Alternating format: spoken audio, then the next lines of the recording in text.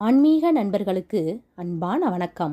இந்த உலகத்தில் பிறப்பெடுக்கக்கூடிய ஒவ்வொரு உயிரினமும் முன்ஜென்மத்தில் ஏதாவது ஒரு பாவத்தை செய்திருக்கும். அந்த பாவத்தின் விளைவால் ஏற்பட்ட கர்ம வினைகளை அனுபவிப்பதற்காகத்தான் இந்த ஜென்மத்தில் பிறவி எடுத்து வாழ்ந்து கொண்டு இருக்கிறோம். நம்முடைய வாழ்க்கையில் இருக்கக்கூடிய பலவிதமான கஷ்டங்களுக்கு காரணம் நம்முடைய கர்ம வினைகளும் நாம் செய்த பாவமுமே. இன்றைய காலத்தில் யாரும் பாவம் செய்யாமல் வாழ்வது கிடையாது.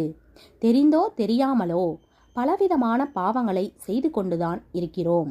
இந்த பாவத்தின் விளைவால்தான் கர்ம வினைகள் அதிகரிக்கிறது.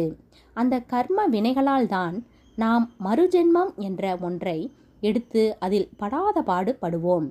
இவை மட்டுமல்லாமல் இந்த ஜென்மத்தில் நாம் வாழ்வில் இருக்கக்கூடிய நன்மைகள் எதையுமே பெற முடியாமலும் கஷ்டப்படுவோம்.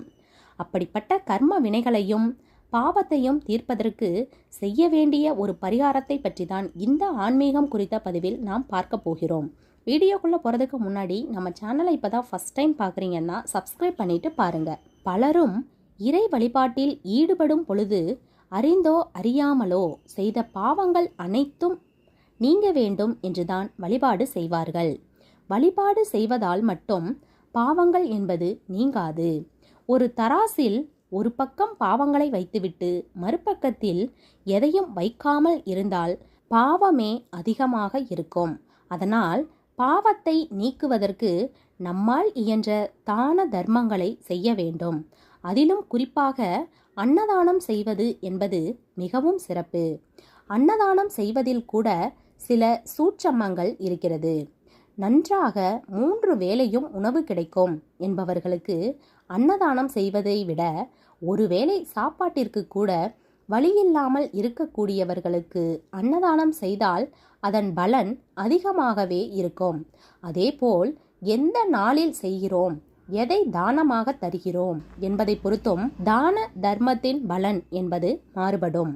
அதிலும் மாதந்தோறும் வரக்கூடிய இந்த 3 நாட்கள் மறவாமல் நம்மால் இயன்ற அன்னதானத்தை வறுமையில் வாடும் ஒரே ஒரு நபருக்காவது செய்வதன் மூலம் கண்டிப்பான முறையில் நம்முடைய கர்ம வினைகளும் பாவங்களும் தீரும் என்று கூறப்படுகிறது.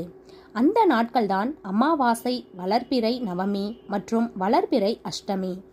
இந்த 3 நாட்களிலும் மதிய நேரத்தில் வறுமையால் கஷ்டப்படுபவரை வீட்டிற்கு அழைத்து வந்து தலைவாழை இலை போட்டு கூட்டு, பொரியல், அப்பளம், வடை, பாயாசம், ஊறுகாய், சாதம், சாம்பார், ரசம், காரக்குழம்பு, மோர் என்று முழுமையாக நாம் பரிமாற வேண்டும்.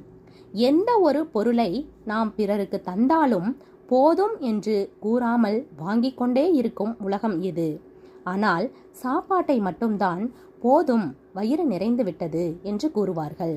அதிலும் ஏதாவது ஒரு கலவை சாதத்தை பொட்டணமாக கட்டித்தராமல் இப்படி வீட்டிற்கு அழைத்து வந்து தலைவாழை இலை போட்டு அனைத்து விதமான காய்கறிகளையும் குழம்புகளையும் வைத்து பரிமாறுவதன் மூலம் அவர்களின் வயிறு நிறைவது போல நம்முடைய தான தர்மத்தின் பலனும் அதிகரிக்கும். முழு மனதோடு ஆத்மார்த்தமாக ஒருவருடைய கஷ்டத்தில் பங்கெடுத்து அவருடைய கஷ்டத்தை நீக்குவதற்கு நம்மால் இயன்ற உதவிகளை செய்யும் பொழுது நம்முடைய கர்ம வினைகள் மற்றும் பாவங்களின் கணக்கு தீர ஆரம்பிக்கும் என்ற தகவலை கூறி இந்த பதிவினை நிறைவு செய்து கொள்கிறோம். இந்த வீடியோ உங்களுக்கு பிடிச்சிருந்தா ஒரு லைக் கொடுத்துருங்க.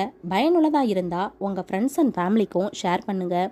இது மாதிரியான பல பயனுள்ள ஆன்மீக தகவல்கள் தெரிஞ்சுக்கணும்னா நம்ம சேனலை மறக்காமல் சப்ஸ்கிரைப் பண்ணி வச்சுக்கோங்க. நன்றி, வணக்கம்.